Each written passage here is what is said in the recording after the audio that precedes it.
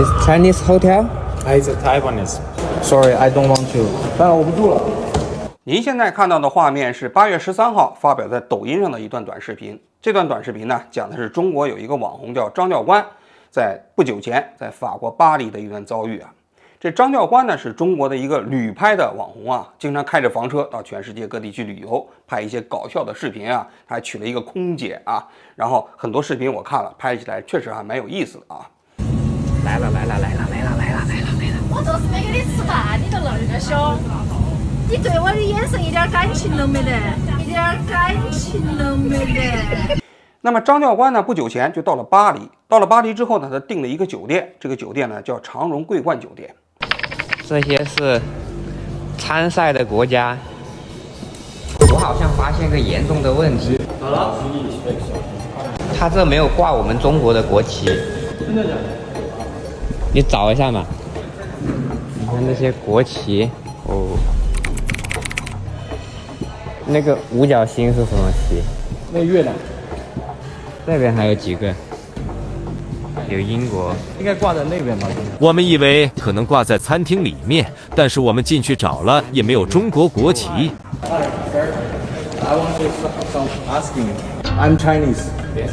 There is the Olympic Games the flag, right? There's no flag in here. That's a shame. I know. That's a shame. Yes, I know. 那它都是中文的酒店，它都不挂我们国家国旗。This Chinese hotel? It's a Taiwanese. It's a Taiwanese. 台湾 Hotel. Yeah, it's a Taiwanese. 台湾不是中国吗？那它的都是台湾的，它怎么可能没有中国国旗嘛 Sorry, sir. You can tell you manager. Like this size, the flag we have China. You can put on here. Unfortunately, I can't do that. You can. No, this is the management that they created. I can't do anything. You can call you manager. This time it's Sunday. 这2天奥运会天天带着旗子的。我跟他说一下啊。没事，咱送他这个中国。My friend, the car have the China flag. Yes, I know, but sir, as I said, this is not my job. Yeah. So I can decorate it. You can't decide for any decoration of the hotel. So you can't decide for any decoration of the hotel. So the But this is management my. yes, I know. But this is my motherland. You know my Yes, name. I know. Who have the power to? This is the management, sir. So yeah, you can call I it. can't call him this time. This is Sunday today. This is. 不是，他的意思是他说周末他不打电话。不给挂呗，意思。Sorry, I want check out. Okay. This is a booking reservation. Oh, So if you yes, you I can't- can't cancel it. You have to cancel it. 不退款，如果取消，按照原价支付。他还不退钱吗？对，他说他不能退。Yeah, you have to cancel it one day before. If you check out now, Yeah. so you have to pay the fees for as a no-show. OK. Okay. 你好，师傅好。您在这儿上班是吧？我是这里边的中餐行政主厨。我们把刚刚的情况告诉给杨师傅，想问问他知不知道酒店拒绝挂中国然后国旗我这个事情。过去看到他说我没有那个中国的国旗，我送给他不要。没有，这个不是说送给他不要，它是本身这一串上面是有的，是存在的，已经过上去。因为这个经过呢是18号他们就开始装饰，当时装饰的时候我是下班了，我是走过去是看了，哎为了迎接奥运，我每个国家我们有啊，有中国。为什么19号我飞来没有掉？没有掉，我第一时间去问的。他们就是意思就是说，昨天是苏总、总经理看到了，叫那个点掉。苏总就苏什么？我们就叫他苏总，反正是这里最大的就是他，他才有这个权利去做这个决策。也是中国台湾吗？是的，台湾总公司派过来这里的，是他下命令点掉，这是故意的，是他下命令点掉，这是故意的。我已经提出3次的抗议，跟这个高层，我可以看一下吗？都可以的。我看啊，为了筹备巴黎奥运会，酒店大堂悬挂了各国为什么没有中国国旗？我不明白，我反对这种歧视行为。我可以往后面看吗？可以啊，你好，请回复我的不能接受在。刚才他找我谈话，短暂的谈话，这是他回复的啊。我们提醒您，酒店的装饰或布局选择属于公司的管理和领导的权利。他没有。意思就是说他不挂中国国旗是他的权利。对，酒店的装饰与你无关，与你的职责无关，也不会影响到您的劳动合同的履行。因此，我邀请你专注于厨房工作，不要干涉酒店管理及干扰其他员工的工作。那张教官他们听到这个来龙去脉，那肯定是非常气愤呐，是吧？那明明是五星红旗，你还给缴掉了，这不是歧视吗？对吧？于是第二天，也就星期一的时候，他们再次来到了长荣桂冠酒店，要讨个说法。现在我们其实就是买进来它是没有一些中国国旗，没有的国旗，我们也不能直接就把它放上去。在这里科普一下，酒店挂的吊旗是叫万国旗，这些一串旗子都是打包串好的，不用自己串，打包好的里面都是有中国国旗的。他们说在亚马逊上买的，我们也去亚马逊上看了，没有哪家卖的万国旗是没有中国旗帜的。我们在订国旗的时候，它就是随机出的，那它随机出的这个，他也不知道这些国旗里面会有哪个国家的国旗。然后在另外一件事情，他送来的时候其实就已经没有中国国旗了。但是据我们了解，是你们苏总不想挂上去的，直接剪掉的。我相信我们完全知道是哪一个员工跟你说的，我们酒店有权决定我们要如何布置我们的酒店。中国国旗没有，那我们就是很抱歉。我只有一个诉求，就是能不能把我们国家的国旗挂上？不好意思，我们真的要拆掉了，这是你们的态度啊？行。你们是长荣桂冠酒店吗？是的，而且我觉得这个酒店是长荣的，长荣真的身为它是一个雇主，我们是这个旅馆的所有人，我们可以怎么样决定我们要怎么样挂？我们可以挂国旗，可以不挂国旗。相当于就是这个事情也是你们总经理知道的。就是我们再次请求把我们国家的国旗能够挂上。我们应该真的会拆掉，我们会把所有国旗都拆掉。至少能不能在拆到之前挂上？这位是我们前台经理。前台经理。这两段视频啊发到互联网上，引起了非常大的反响啊。那么我看完这段视频之后啊，我个人觉得这件事情啊不像是张教官偶然在巴黎发现的，实际上它是摆拍的这么一个视频。或者这么说吧，这段视频本身呢，实际上是那个杨后厨先是因为在18号的时候看到了那个五星红旗啊被缴掉了，然后呢他抗议未果，就投诉到了有关博主。结果呢，这个张教官知道了这样的一个信息之后，专门到巴黎拍摄了这段视频。为什么这么说呢？大家听我来分析一下。你想一想，他从那酒店出来，然后就找到了这杨后厨，他怎么找到的？那么我们到一个酒店去住店的时候啊，你想想，我们说对这个酒店不满意，立刻就能找到酒店后厨的这个管理人员，那这本事那不是一般的调查记者能做到的。那你得有多少内线啊？而且这时间衔接的这么好，对不对？所以我的判断就是，这个杨后厨在他拍这个视频之前，已经跟他们有联系了，这是第一个。第二个，大家可以看到那个细节了吗？他跟我说的，你要取消，你必须要1天之内取消。那我是半个小时之前订的。大家可以想象一下，这个张教官他们去巴黎去旅行啊，按照正常的情况，他应该去巴黎之前就把酒店订好吧？我们一般人出行都是这样的一个做行程规划的。我们去哪儿，肯定去之前就把酒店订好了嘛，下了飞机就直接去那家酒店嘛。但他说这个酒店他是在当时去这个酒店之前半个小时才预定的。他为什么要在去这个酒店之前半个小时才预定的呢？那在我的理解，就是说他先找到了这个杨后厨，杨后厨把这事情搞清楚之后，他才预定的这个长荣桂冠酒店。也就是说，他是先知道了这件事情之后，才去到长荣酒店去拍摄的。然后他去拍摄，这没有这个五星红旗。所以整个这个过程啊，在我看来，实际上是事先谋划的。还有一点，他这视频呢是8月13号发的第一个视频，8月14号发的第二个视频啊。但是8月13号已经是星期二了，星期三了啊。但他这个视频呢发生的时间是星期天，而那个他第二天去的那个视频呢是星期一。但实际上你可以看到了吗？他发的这个第一视频的时候，实际上他第二个视频那个过程他已经弄完了，但他并没有放出来。为什么？他实际上他如果要是第一个视频发出来之后，他再去到那个酒店去找那个中层管理人员的时候，大家看到那个舆情，未见得就会有那个预期的效果了。所以他一定要在他这个视频没有发出来之前，就把所有的这些东西都拍完，然后再有的放矢的一步一步的放出来。所以在我看来，这个杨教官啊，他实际上整个这个视频都是一个精心谋划的结果。但是不管怎么样，这件事情啊，这长荣酒店没挂中国的5星红旗这个事儿啊，那确确实实是个事实。这个信息传到国内的时候，那网上立刻就炸了啊！那你想想，这不是台独吗？是吧？明明有5星红旗，你还把5星红旗给缴了，那你想想，那这个是可忍孰不可忍啊！所以当时网民就开始就在这冲塔呀，结果很多人就说这种酒店必须抵制啊。这里我要补充一个信息啊，这长荣酒店啊，它一共有10家，这10家中间有6家呢在台湾，在海外一共有4家。这海外的4家里头啊，其中有1家还在中国大陆。这中国大陆这家呢在上海。结果呢，当时呢携程啊，包括途牛啊、飞猪啊，立刻就宣布说长荣酒店这种行为我们要抵制，马上要把他们的预定的酒店下架。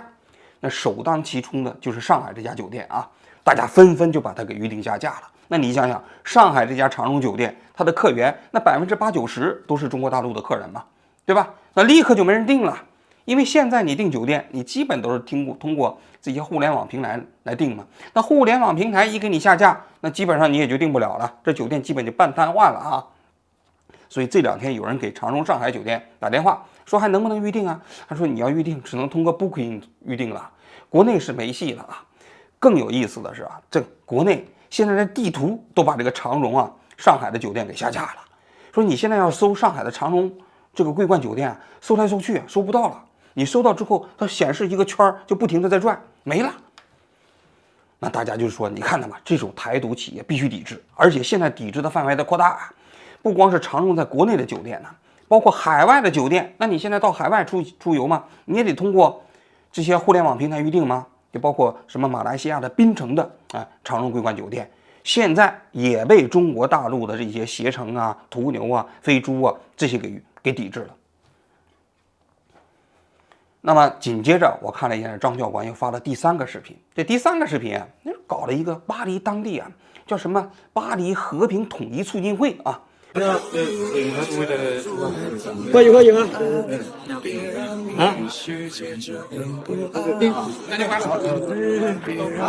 而我们今天共同参与的代表中国会接受这是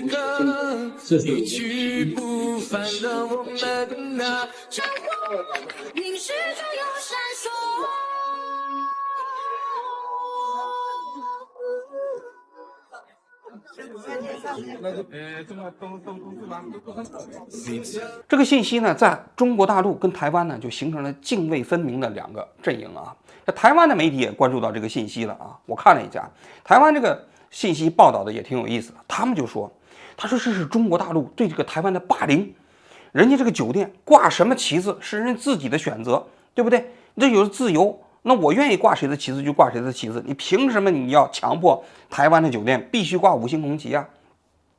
台湾的陆委会的主委梁文杰也专门出来说了，我觉得这样的行为其实并不会让中国变得伟大它只会引起国际上的反感那其实这个问题它未必只是说是台资的企业才会发生，用民族主义来干涉商业然后用民族主义来赚流量那我们觉得这样的行为并不会让中国伟大。台湾有些媒体还讲到了，他说一步步为小粉红找来住巴黎的俄爹妹子评评理。朋友们，这个酒店不放中国国旗绝对是故意的。对啊，我也觉得是故意的，而且他摘下了全部的国旗，我觉得这个行为特别过分。他就是不愿意挂一个中国国旗，他就选择全部摘下来。我们这里整个区一个中国国旗都没有。他们为什么要这样做？比如在西方有很多酒吧，然后一个国家拒绝挂一个国旗，就是因为讨厌这个国家，比如俄罗斯。其实不仅是一家酒店，整个区都在抵制中。网友笑翻了，自信点不是整个区都在抵制中国国旗，是全世界。眼看着这个舆论呢越烧越大啊，到8月15号的时候，长荣集团呢就在自己的官网发了一个道歉的声明。这个声明啊写的含含糊糊啊，就说啊有这个客人呢对这个巴黎的长荣酒店当时那个装置啊，有一些疑问啊，我们呢这个事情啊处理的有点不太妥当以后呢我们要秉持这个客户为服务的第一原则尽量处理好这件事情。同时呢，他也讲到了张荣发先生啊，致力于两岸之间的沟通和交流啊，两岸的和平和发展呢，希望两岸之间的方向啊，朝着两岸人民共同期待的方向发展。这个声明啊，应该说啊，确实写的比较委婉。比如说，这个声明啊，你想啊，他其实都没有提到五星红旗这件事情的来龙去脉，连这个挂旗的事情都没有提到，只是说对装置表达了疑问。那你想想，你一个道歉声明，首先要把这个事情要说清楚嘛，这第一点。第二点啊，按道理来讲，这个有人就查了一下啊，你这个事情不是发生在巴黎吗？巴黎的长荣酒店嘛，但是到巴黎的长荣酒店的那个网站上去看啊，没有这个道歉声明。这个道歉声明啊，却在上海的长荣酒店那里头有。哎，在长荣的官网里头，它有3种语言，一种语言呢是简体字，一种语言呢是繁体字，还有一种语言呢是英语。大家就发现了啊，发现这个道歉声明呢，就是在这个简体字上你能有，但是繁体字和英文就没有。所以有人说了，这个道歉声明实际上是个特供的。特供的什么意思？就专供中国大陆的这一部分啊，网民给你们提供的。至于台湾的，那不让人看见啊，国际的英语世界也不让人看见。所以有人说，你看到了，这个道歉声明根本就不诚恳，就是为了糊弄过事儿。而且你这事情没有讲清楚吗？还有很多网民就发现了，说这个长荣啊，当时在官网里头把中国大陆跟台湾呢并列为2个地区，那你这不是搞台独吗？结果后来在8月16号的时候啊，长荣呢也把这个中国和台湾并列的这个区域给这个方式给改了，改成了它10家酒店统一就列在了一个栏目里头啊。那整个事件的来龙去脉啊，大致就是如此啊。我来讲讲我对这件事情的看法啊。首先啊，就这个新闻呢应该说在两岸之间，现在它仅仅是在民间层面，国台办没有出来说。台湾呢，虽然是陆委会出来说了一下，但基本上还是民间层面上双方情绪的一个对立啊。但是啊，虽然只是民间情绪的对立啊，但是那个长荣集团，我相信啊，他肯定是担心这件事情会延烧到这个政府层面。长荣集团呢，业务量非常大啊，它的业务量最大的实际上是航运，然后还有这个航空啊，台湾有一家航空公司就长荣航空啊。酒店行业对他来说，整个集团里头业务量非常有限。也就是说，真正的就是上海这家长荣酒店关门了，对长荣集团来说影响也不大。但问题是，如果要是整个大陆的抵制啊，从酒店抵制到你的航运和航空来讲，那损失就大了。你要知道长荣航运呢，这中美之间的班船、中欧之间的班船呢，很多都是长荣航运来承运的啊。如果这个要是失去了中国大陆的市场的话，那不得了。所以长荣为什么出来道歉？我个人觉得，其实这是一个非常重要的原因啊。因为早年啊，张荣发先生是长荣集团的创始人嘛。这里我要补充一个信息啊，张荣发啊，他是生在这个日治时期的台湾，他还有一个日本的名字啊，他属于台湾的本土人啊。他的父亲呢，当时啊就在日本的军队里服役，后来在太平洋的战争中间，他那个船呢被击沉了，就去世了啊。那张荣发呢，在战后之后呢，他就是做一个轮船的这个班员嘛。后来呢，他就出来自己开始独立，开始创业，带着几个兄弟啊。所以这个长荣集团的发迹是从这个航运开始的。后来呢，他这个事业中间有一个非常大的跃升，其实就是两岸之间啊，搞了支航。他早年呢，跟李登辉啊、陈水扁的关系都非常密切啊。但是后来呢，他又开始支持马英九，为什么呢？就是他支持马英九啊，这两岸之间搞直航，因为直航之后，那长荣啊就可以接很多大陆方面的业务嘛。所以有人就评价这个张荣发，说张荣发是一个台湾的本省人，他对外省人呢没有什么好印象啊。但总体来讲，他是坚持中华民族立场的。你比如说大陆啊，他这个地方汶川地震的时候，他一下子捐了1000万美元呢。所以张荣发其实上对两岸确实呢，他这个推动还是比较积极的。但是如今这样的一个局面，如果仅仅就是因为这样的一个酒店经理的行为，要是遭受这么大的损失，那是不可承受之重嘛。所以我觉得长荣集团的这个道歉声明的背景，那就是如此，就是这件事情必须要尽快的消火。不能延烧到整个长荣的其他方面的业务，也不能让国台办出来把这个整个长荣都定义为这样的一个台独集团。做生意要讲究尊重，吃着中国的饭，还砸着中国的锅，天下哪有这样的美事儿？第二个方面啊，我觉得啊，就整个这个事件过程中间，应该说这个巴黎的长荣酒店处理是非常不妥当的啊。首先啊，你万国国企啊，你在巴黎是因为奥运会召开的时候，你其实把它挂上的啊。那明明有中国的5星红旗，你把它缴掉，这件事情确实是不太合适，是吧？那个，你当然可以不喜欢中国啊，也不喜欢中国大陆啊，但是你毕竟是一个公众场合嘛，你公众场合你做这件事情呢，首先是欠妥当。我呢不反感啊，或者说我可以理解啊，有些台湾人啊对中国大陆啊是没有好印象的，他甚至可能就是讨厌中国大陆，甚至就是主张台湾独立，我都理解啊。但是作为一个商业集团啊，它有一个原则，它必须要去意识形态化。你想想，尤其是像长荣这样的一个集团啊，它是一个国际集团啊，它的服务遍及中国大陆、台湾、美国、日本、韩国，然后包括欧洲。那如果你要是陷于这种政治纠纷过程中间，你这生意就没法做了。我们经常说在商言商嘛，你在商言商的过程中，就要避免把这种政治因素的风险带入到商业过程中间去。这就要求什么？这就要求你这个商业集团的商业行为中必须要去意识形态化，就是在这里头要保持中立啊。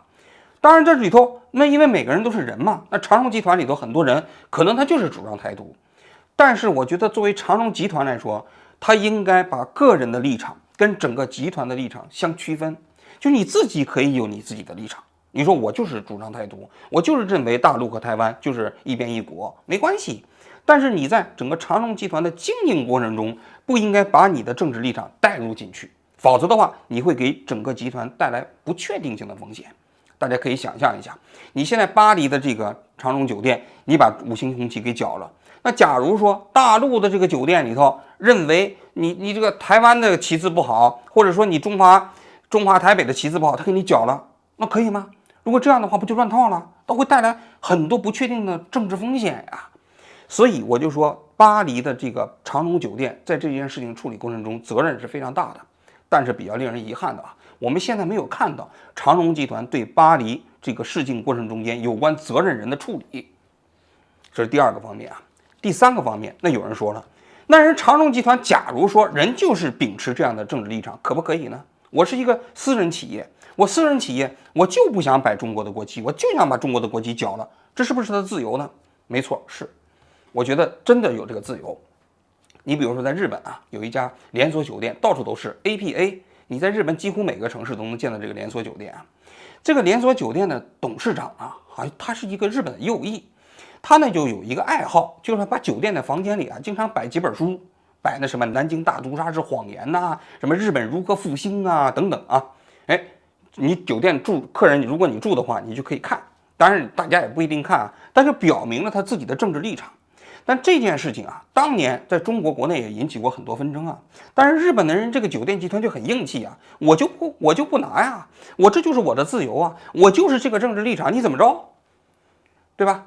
但我觉得啊，他其实他有这样的一个底气，就是说我完全可以因为这个，我不做你中国人所有的生意，你中国人不住我的酒店没关系啊。你像我当年到日本来报道江歌案的时候啊，我们就查了，因为这个酒店还比较便宜，然后到处都是嘛，所以当时啊，我们一开始还想订这家酒店呢，但是后来我们知道它这个背景之后，我们就不订了。我现在在日本各个地区出差的时候，我也不订这家酒店，因为我从我内心角度来讲，我也不喜欢日本右翼的这样的一个极端立场。那所以呢，这就是在商业层面上解决问题。就是如果你要是有这样的一个政治立场的话，你就需要为这样的一个政治立场付出代价。如果你愿意承担这个代价，没问题。但是现在大家可以看长荣这件事情啊，长荣实际上是不愿意承担，或者说他不能够承担这件事情全面跟中国大陆切割的这么一个代价。就像我一开始讲的，长荣酒店这还是仅仅是一个方面，就算上海这家酒店你不干了，影响也不大。但是如果长荣的航运、长荣的航空，如果你要都从中国大陆市场撤出去，那损失可就惨重啊。那既然如此，那其实长荣在处理这件事情的时候，就需要分外的小心谨慎。但我个人觉得这件事情他们处理的不够谨慎，不够职业，这是第三个方面啊。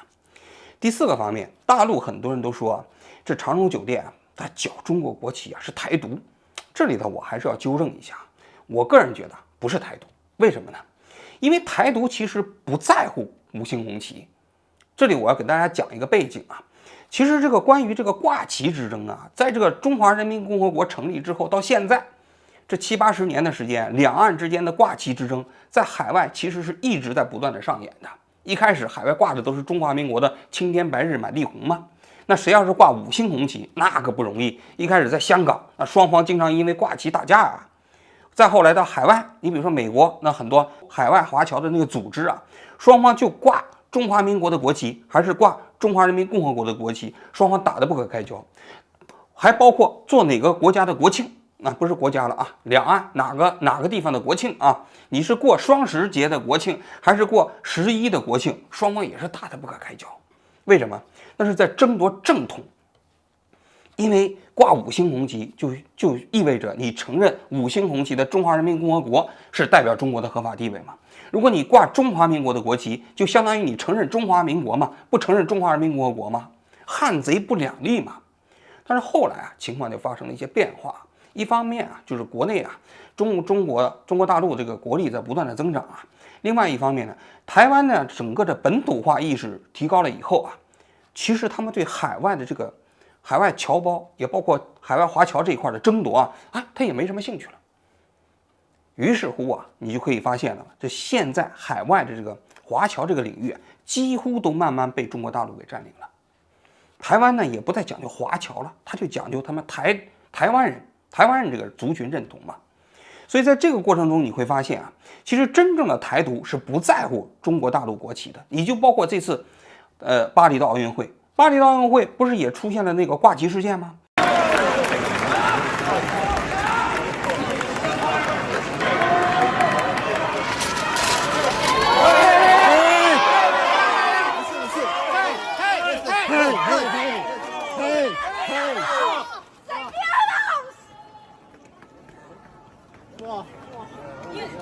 就是说，对于台独的这些人来讲，他们是要挂台湾的旗，你大陆你挂5星红旗，那你是大陆的嘛？我并不反对中国大陆就是中华人民共和国嘛，我只要求台湾是台湾这个国家嘛，在国际社会的存在嘛。所以对于台独来说，他们实际上并不在意5星红旗挂不挂。那么为什么他要把5星红旗剪掉呢？当然了，我也没有见到这个当事人啊，我猜测就是这个人纯粹就是讨厌中国。讨厌中国大陆。那么这种讨厌中国大陆的心理啊，从某种角度来讲，其实啊，我也理解我也至少是理解他们的这样的一种心理的一个成因。你想想，面对一个日渐强大的中国大陆，是不是自己有怎么说呢？力量跟他比起来啊，确确实实太渺小了。然后他天天呢又想跟你统一，是吧？在想跟你统一的过程中，你呢打可能又打不过，那在这种时候，那自然的一种心理就是讨厌嘛。是吧？但是不管怎么说啊，我觉得再讨厌啊，那么至少在做生意的时候，尽量的还是要保持一个和平的心态、平和的心态，否则的话啊，那么也有可能让这个在商言商本身这样的一个逻辑啊，不那么容易啊贯彻下来，而且呢，对整个海峡两岸之间的关系的这个怎么说呢？和平发展也不一定是一件好事儿。好了，我今天就讲到这里，谢谢大家。我好像发现个严重的问题，他这没有挂我们中国的国旗。China in the Olympics is number one now. But there's no flagger in here. That's a shame, I know. That's a shame.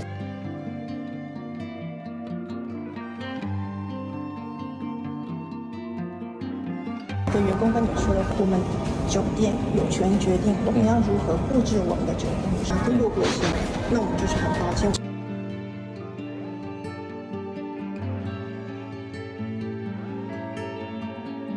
我们这里整个区一个中国国旗都没有。他们为什么要这样做？比如在西方有很多酒吧，然后一个国家拒绝挂一个国旗，就是因为讨厌这个国家，比如俄罗斯。